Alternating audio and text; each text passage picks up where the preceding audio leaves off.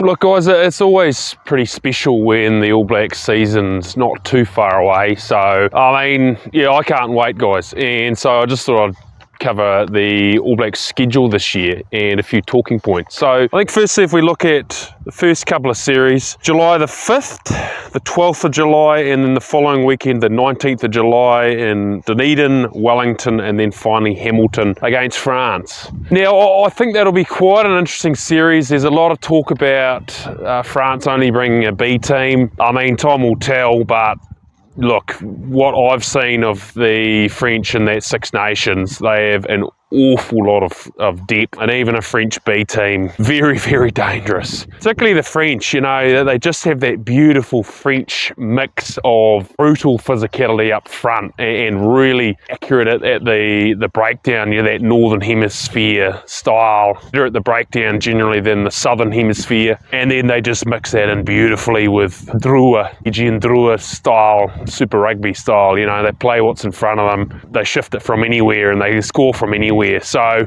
you know, will they blood some new players, particularly Duplessis Karifi, if he's still playing well the end of this season? Yeah, I mean, time will tell, but I mean, that's going to be an absolute belter of a series, and I don't think it'll be as easy as a lot of people think. Then look to the Rugby Championship. So a couple of points there. So the All Blacks are playing Argentina twice over in Argentina. Something a bit different there. Again, so the first game in Cordoba and then the second in Buenos Aires. So look, Argentina has shown in recent years, like they're a good side, and particularly at home, they will be very, very tough to beat.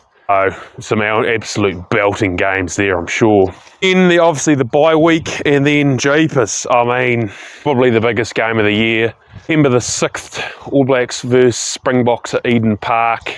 It's all on the line at Eden Park, and that's a hell of a good Springboks side, isn't it? I mean, yeah, obviously Springboks won both those games last year in South Africa, and so, I mean, not much of a difference, the games in New Zealand.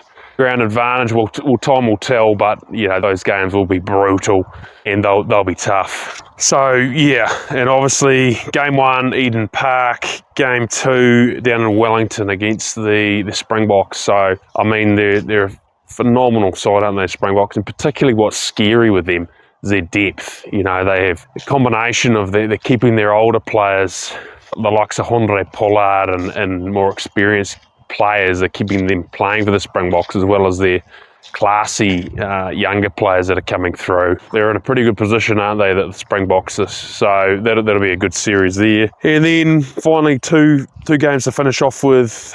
The Wallabies, 27th of September, 4th of October. First game at Eden Park. And then obviously the Wallabies in Perth. So that'll be really interesting as well. I mean, we've just seen this year how much better the Australian Super Rugby sides have been. You know, they'll take a lot of confidence out of that, you know, and particularly these Aussie sides now beating a number of the New Zealand sides. There won't be that monkey off on their chest, right? They've got the monkey off their back. They're beating New Zealand team. There isn't that dauntedness of opposing the All Blacks. And look, they're going to come to play. Joe Schmidt at the helm.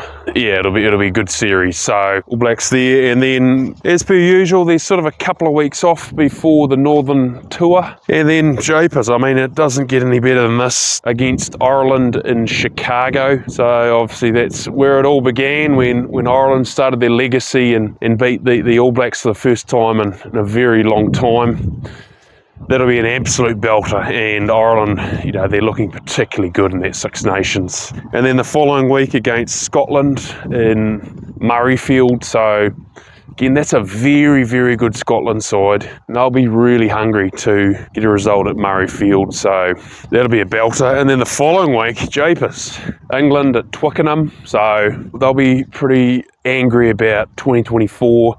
All three of those games could have been won by England, but they weren't. Very, very close though. So that'll be a belter. And then finally, final game of the year, 22nd of November against the Welsh. And obviously it's been a very, very long time since the Welsh have beaten the All Blacks. So look, they'll be up for that. They're a young side. They've had an awful lot of adversity in the last sort of 18 months, isn't it? With a record that they would want to put behind them. If they're able to beat the All Blacks on the 22nd of November, you know, I'm sure a lot of the Welsh public will pretty quickly forgive that Welsh rugby side. So yeah, going to be a cracking series ahead, and I suppose it'll be interesting. There's a lot of talk, you know, Scott Robertson, that he'll need to be much better than 2024. The All Blacks were a developing side in 2024, exposing some new blood, and so need the All Blacks to be better this year. And it'll be interesting to see how many new players he bloods, and does he change up his style at all, or does he just keep building on from what happened in 2024.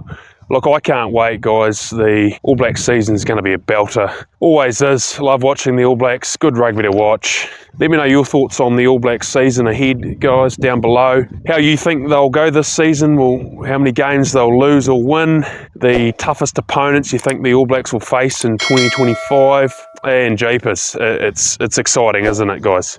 Cheers.